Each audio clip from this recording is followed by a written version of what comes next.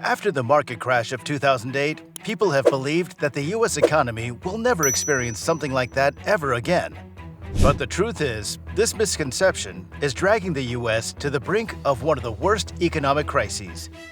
It's because the U.S. household debt has reached a record high of $17.1 trillion, while the credit card debt alone has surpassed the $1 trillion mark. Indicators like the New York Fed recession probability says the U.S. will experience a recession within the next 12 months, while other indicators reveal haunting warning signs. So, is the worst economic crisis in U.S. history brewing? What real story do the indicators reveal, and what is coming toward the U.S.?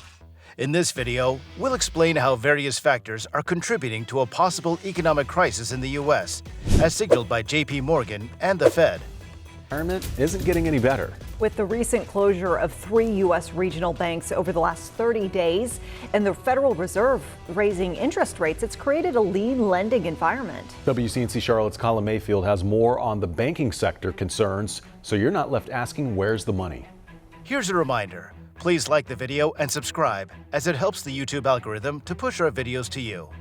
Let's get started. Chapter 1. Rising consumer debt and falling savings. An economic crisis becomes inevitable when the citizens of a country are struggling to make ends meet. They work and earn. However, due to inflation, they cannot cover their expenses, so they use their credit cards.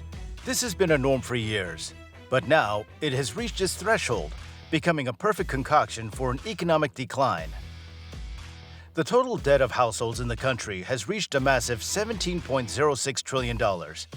You should know that this is the amount people owe to banks and financial institutions, which tells how deep the disparity has been between what they are earning and spending.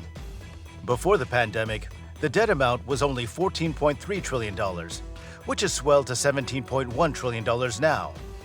Forbes reported that credit card debt, too, has now gone over $1 trillion for the first time ever. The gap between how much people are borrowing and how much they're saving is getting wider. People are borrowing money like never before, but they're saving very little. That's due to inflation, which, despite getting easier, is still costing Americans their savings and encouraging them to take out more loans. But there's a problem with high inflation and rising interest rates. Both of these things are eating away at people's savings and making their credit card balances go up.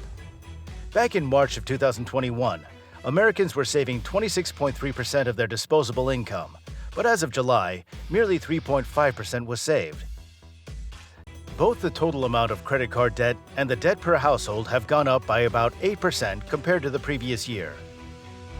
Chapter 2. Increasing delinquencies. Americans are struggling to keep up with their credit card and auto loan payments as the ever-increasing cost of living continues to take its toll. As those debts get more expensive to pay off, due to inflation, there's a higher chance that people will start missing payments, which is called delinquency.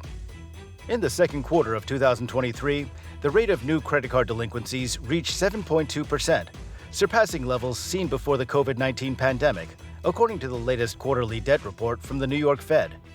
In other words, for every 100 people using credit cards, 7 to 8 people could not pay the credit card debt back. That's the highest since 2012, when the markets were reviving after the market crash of 2008. Simultaneously, the rate of new auto loan delinquencies hit 7.3% during the same period, also exceeding pre-pandemic levels. These rising delinquency rates have raised concerns about the financial well-being of American households. Some observers worry that the situation could deteriorate further as student loans come due. On top of that, the Federal Reserve is increasing interest rates, as it has 11 times over the past 18 months made borrowing via credit cards, car loans, mortgages, and other personal loans significantly more expensive. The current average credit card APR stands at 24.37%, the highest since tracking began in 2019. Falling behind on monthly payments can result in paying interest on top of interest, potentially leading to delinquency or default. This is not only a crisis for an individual, but for the banks too, as a majority of the loans they've offered are not being paid back. This will continue as the cost of living is increasing in the U.S. and people will use credit cards more frequently. Eventually, the delinquency rate will increase further, making banks and other financial institutions more vulnerable as they will not have any money. That's when an economic crisis becomes inevitable. Chapter 3. Banks tightening lending.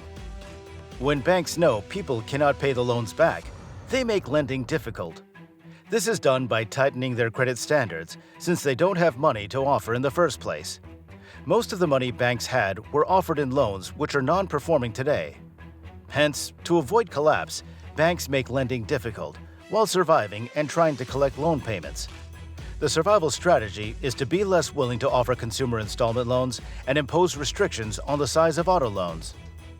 You should also know that about 49.2% of banks in the U.S. have tightened their lending standards for small firms. This in turn makes a huge dent in small businesses, as they won't be able to avoid collapse by getting a loan. This impacts the overall U.S. economy, as the U.S. Chamber of Commerce said that small firms make 97.3% of exports. Not only that, but they make up 44% of the U.S. GDP. That's when we know of an interesting thing. Historical patterns indicate that banks typically tighten lending standards approximately 9 months before consumers begin to default on loans, which often serves as an early warning sign of an impending economic downturn. Chapter 4. Possible housing market crash. The 2008 market crash had its roots in the housing market crash, as low-interest mortgages were not paid back, creating a domino effect. If we look at the data, we find similarities between the 2008 market crash and now. Even though the source of the crisis can be different, what the U.S. is facing now is unprecedented and sufficient to make a housing market crash possible. In both 2008 and now, significant systemic risks within the financial sector have emerged, which could potentially escalate into broader economic crises. In 2008, these risks were primarily tied to the bursting of the housing bubble and the exposure of financial institutions to subprime mortgages. In 2023, the risks revolve around a series of regional bank failures and liquidity issues, worsened by the rapid surge in interest rates. We've talked about this already above. The economists who have predicted the 2008 market crash have now hinted toward a decline in home prices that can ignite another market crash in 2023. Ian Shepherdson, the founder and chief economist of Pantheon Macroeconomics, said that in 2023, home prices will fall by 15%. You should know that back in 2008, from June to December, home prices fell by 5.8%. Now, you might not be getting any real-time news on economic crises because data and news are being buffered. However, if you just pay attention to the available data you can access easily, you can understand that the situation is quite the opposite, and the U.S. economy isn't as crisis-proof as we think. Do you think an economic crisis is more likely in the U.S. now? Share us your thoughts in the comment section below. And if you enjoyed this video, give it a like. And if you want to know more about geopolitics, don't forget to subscribe to our channel.